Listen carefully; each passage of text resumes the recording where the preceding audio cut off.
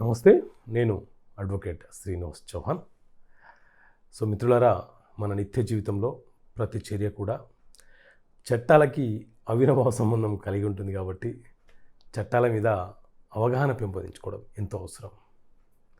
So ఈ వీడియోలో మనము స్త్రీ సొంత ఆస్తి అంటే ఏంటి, ఏ ఆస్తులను స్త్రీ యొక్క సొంత ఆస్తులుగా పిలుస్తారు అనే అంశం గురించి తెలుసుకునే ప్రయత్నం చేద్దాం. సో మిత్రులారా, మన దేశంలో హిందూ వారసత్వపు చట్టం 1956 అమలు ఉన్నటువంటి చట్టం. ఈ హిందూ వారసత్వపు చట్టం అనేది మన దేశంలో పుట్టినటువంటి ప్రతి హిందూకు వర్తించే చట్టం ఇది. సో ఈ హిందూ వారసత్వపు చట్టం ప్రకారంగా దేశంలో పుట్టినటువంటి హిందువులు ఎవరైతే ఉన్నారో ఆస్తుల సంక్రమణ, ఆస్తుల విభజన,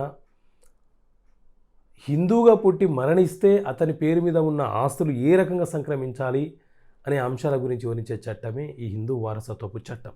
అయితే ఈ చట్టంలోని సెక్షన్ 14 ప్రకారంగా ఒక మహిళకు, ఒక స్త్రీకు ఏ సందర్భాలలో వచ్చే ఆస్తులు ఆమె సొంత ఆస్తులుగా పిలువబడతాయి అనే అంశం గురించి ఈ సెక్షన్ చాలా స్పష్టంగా వివరణ ఇస్తుంది. మరి సాధారణంగా ఒక మహిళకు ఏ రూపాలలో ఆస్తులు వస్తాయి అని అంటే, బిఫోర్ మ్యారేజ్ లేదా ఆఫ్టర్ మ్యారేజ్ ఒక మహిళ ఒక వ్యాపారం చేసో, ఉద్యోగం చేసో ఏదైనా ఒక ఆస్తిని కొనుగోలు చేసి ఉంటే ఆ ఆస్తి మీద ఆమెకు పరిపూర్ణమైనటువంటి హక్కులు ఉంటాయి. కాబట్టి ఆ ఆస్తి ఆమె సొంత ఆస్తి సమానం. అదేవిధంగా ఒక అమ్మాయికి మ్యారేజ్ చేసే సందర్భంలో తల్లిదండ్రులు ఆమెకు ఏదైనా ఒక ఆస్తిని బహుమతిగా, గిఫ్ట్గా ఇచ్చే అవకాశం ఉంటుంది. ఆ ఆస్తి కూడా ఆ మహిళ యొక్క సొంత ఆస్తిగా పిలుస్తారు. ఆ మహిళ యొక్క సొంత ఆస్తిగా పరిగణించబడుతుంది. అదేవిధంగా ఆ మహిళ యొక్క వివాహ సందర్భంలో ఆమె యొక్క తాతలు, అమ్మమ్మలు, నానమ్మలు, ఎవరైనా బంధువులు, స్నేహితులు ఏదైనా ఒక ప్రాపర్టీని మ్యారేజ్ సందర్భంలో ఆమెకు గిఫ్ట్గా ఇస్తే అది కూడా ఆమె సొంత ఆస్తిగా పిలువబడుతుంది. అదే మహిళ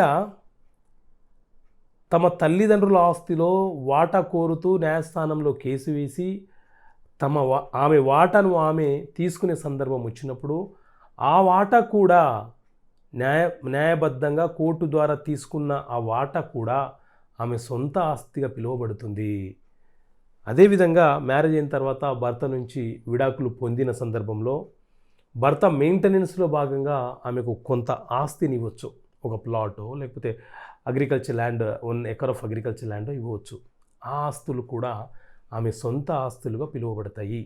అంటే ఒక స్త్రీకి ఇలా ఏ సందర్భంలోనైనా సరే ఆస్తి ఆమె పేరు మీద నమోదై ఉంటే ఆ ఆస్తి ఆమె సొంత ఆస్తితో సమానం. ఆమె సొంత ఆస్తితో సమానం అంటే దాని అర్థం ఏంటి అని అంటే, ఆమె ఎవరికైనా అమ్మవచ్చు, ఎవరికైనా గిఫ్ట్గా రాయవచ్చు, ఎవరికైనా వీలునామా రాయవచ్చు, ఎవరికైనా జీపీఏ, ఏజీపీఏలు చేయవచ్చు, గవర్నమెంట్కి ఇచ్చుకోవచ్చు, ట్రస్ట్కి ఇచ్చుకోవచ్చు. ఆమె ఇష్టం. Because of she is the absolute owner of the property. She has the right to transfer her property to any third persons. So ఆమెకే సర్వ హక్కులు ఆస్తుల మీద ఉంటాయి. Okay friends, thank you. జై హింద్.